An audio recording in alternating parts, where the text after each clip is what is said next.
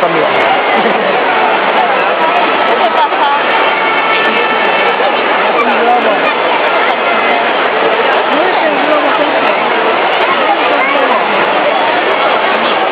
¡Defiendes el balón!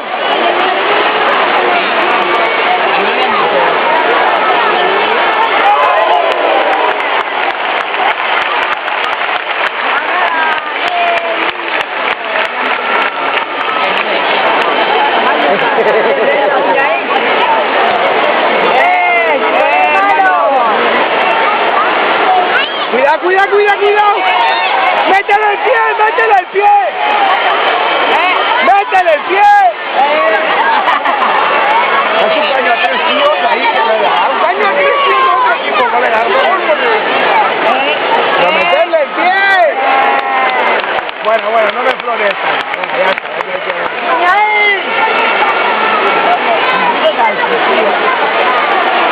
El movimiento que se formó tampoco le vende mucho, aquí mirando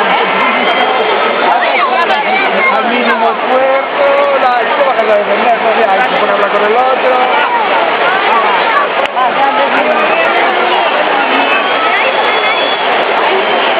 Mírale, nos cogemos un café o algo.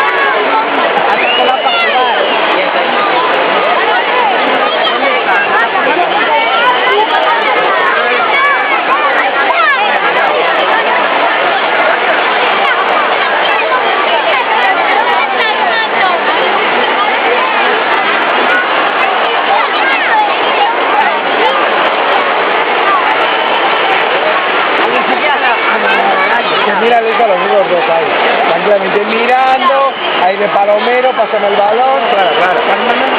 20 tíos con cada uno de ellos. Eso es lo perfecto que hay que hacer, 20 a 1.